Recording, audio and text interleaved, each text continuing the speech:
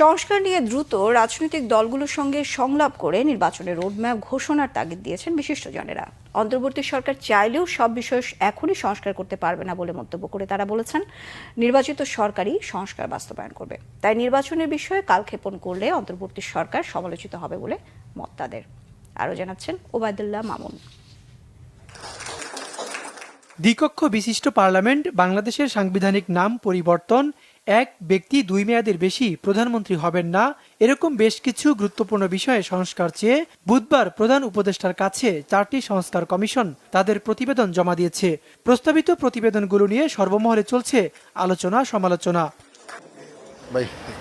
সংবিধানের বেশ কিছু বিষয় সংস্কার প্রস্তাব থাকলেও তা এখনই বাস্তবায়ন করার এখতিয়ার নেই অন্তর্বর্তী সরকারের। আর নির্বাচনের সাথে সংশ্লিষ্ট বিষয়গুলো বাস্তবায়ন করে অন্তর্বর্তী সরকারকে নির্বাচনমুখী হওয়ার তাগিদ দেন বিশিষ্টজনরা। এগুলি সময় ক্ষেপণের একটা প্রক্রিয়ার মধ্যে আমরা পড়ে গেছি। আমরা এই মুহূর্তেই আমরা নির্বাচন নিয়ে কথা বলতে পারি এবং এই যে স্টেক হোল্ডারদের সাথে আমি দেখলাম যে ফেব্রুয়ারি 15 থেকে সম্ভবত ধারাবাহিক আলোচনা। এবং ফেব্রুয়ারি 15 কেন লাগবে?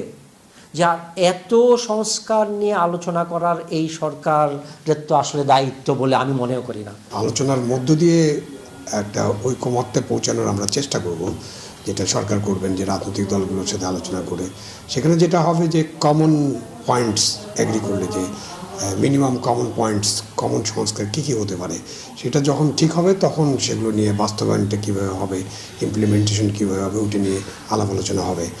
প্রস্তাবিত সরকারে বেশ কিছু বিষয়ে গোঁজামিল রয়েছে অভিযোগ করে তারা বলেন, নির্বাচন যত বিলম্ব হবে অন্তর্বর্তী সরকার জনগণের কাছে ততই আস্থা হারাবে।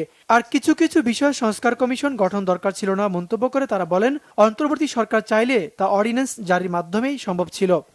সংবিধানে যদি হাত দিতে হয় সেটা ইন্টারিম গভর্নমেন্টের পক্ষে করা সম্ভব না, কারণ ইন্টারিম গভর্নমেন্ট তো সংবিধান সংশোধন করতে পারবে না।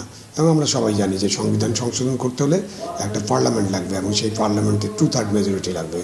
সুতরাং সংবিধানের সাথে সম্পর্কিত যে কোনো সংশোধন বা যে কোনো সংস্কার, এটার জন্য অপেক্ষা করতে হবে এবং পরবর্তীতে যে নির্বাচিত পার্লামেন্ট আসবে, যখনই আসুক, তারা এই সংস্কারগুলোতে হাত দিতে পারবে। আস্থার জায়গা ধরে রেখেই তারা যত দ্রুত সম্ভব নির্বাচনের ব্যবস্থা করে এবং নির্বাচন ব্যবস্থা করার জন্য যা যা দরকার, যে 4টা মূল আপনার সংস্কার দরকার প্রশাসন ছাড়া, সেগুলি কিন্তু এসে গেছে। কাজে এখন এর ভিত্তিতে তো আমরা আলোচনা এক সপ্তাহের মধ্যে করতে পারি।